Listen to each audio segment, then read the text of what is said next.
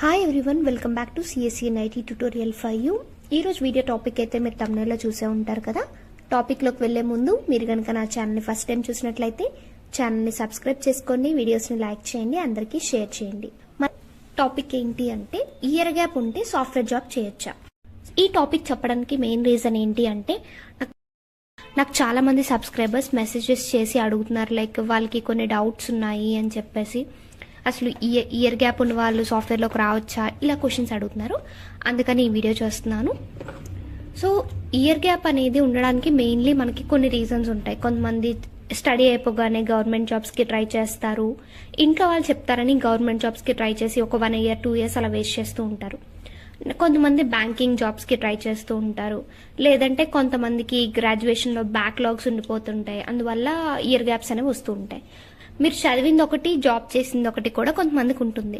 So దీనివల్ల education gaps అనేవి కొన్ని వస్తూ ఉంటాయి. ఎడ్యుకేషన్ గ్యాప్స్ లేదంటే మీరు కెరియర్ అనేది కరెక్ట్గా మీరు అనుకున్న దాంట్లో వెళ్ళలేకపోవచ్చు.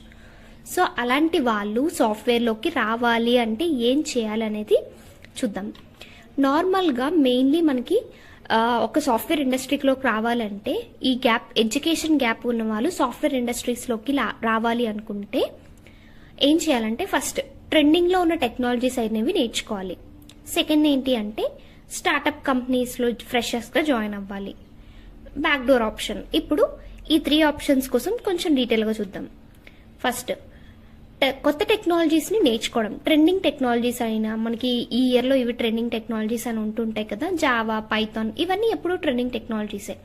సో ఏదో ఒక టెక్నాలజీ మీద పర్ఫెక్ట్గా సర్టిఫికేషన్ చేయడం కాదు, కానీ కోర్స్ అనేది మీకు పర్ఫెక్ట్గా రావాలి. ఒక టాపిక్ ఏ కోడ్ ఇచ్చినా మీరు ఈజీగా సాల్వ్ చేయగలగాలి. అలా పర్ఫెక్ట్గా కోడింగ్ అనేది నేర్చుకోవాలి. ట్రెండింగ్ టెక్నాలజీస్ ఏదో ఒకటి పర్ఫెక్ట్గా నేర్చుకోవాలి. సో అలా నేర్చుకొని ఈ గ్యాప్లో, మీ ఎడ్యుకేషన్ గ్యాప్లో ఈ టెక్నాలజీ నేర్చుకున్నాను, సో నాకు ఇది వచ్చు అని చెప్పి మీరు జాబ్స్కి అప్లై చేసుకోవచ్చు. అండ్ అప్లై చేసినప్పుడు మీకు ఎక్కువ ఎడ్యుకేషన్ గ్యాప్ ఉందనుకోండి, 3 కన్నా ఎక్కువ ఇయర్స్ ఎడ్యుకేషన్ గ్యాప్ ఉంటే డైరెక్ట్గా మీరు ఎంఎన్సీ కంపెనీస్ కానీ ప్రొడక్ట్ బేస్డ్ కంపెనీస్ కానీ అప్లై చేయడానికి అవ్వదు. ఎడ్యుకేషన్ గ్యాప్ అనేది దానికి 1 year వరకు ఎలా ఉంటుంది. సో మీరు ఏం చేయాలి అంటే మీకు స్కిల్స్ అనేవి ఉంటే స్టార్టప్ కంపెనీస్లో ఫ్రెషర్గా జాయిన్ అవ్వాలి. అదే మన దాంట్లో సెకండ్ పాయింట్. స్టార్టప్ కంపెనీస్లో ఫ్రెషర్గా జాయిన్ అవ్వడం అంటే, స్టార్టప్ కంపెనీస్ ఏంటి అంటే చిన్న చిన్న కంపెనీస్ అనమాట. సో అవి ఎక్కువ ఇన్వెస్ట్ చేయవు, నార్మల్గా మీకు ఎక్కువ శాలరీస్ అయితే ఇవ్వవు. సో పెద్ద పెద్ద వాళ్ళని, స్కిల్స్ ఉన్న వాళ్ళని తీసుకోవడానికి తనకి కష్టం అవుతుంది. సో ఏం చేస్తారంటే మీలాగా స్కిల్ ఉండి తక్కువ శాలరీలో ఎడ్యుకేషన్ గ్యాప్ ఇలాంటి వాళ్ళని వాళ్ళు తీసుకుంటారు.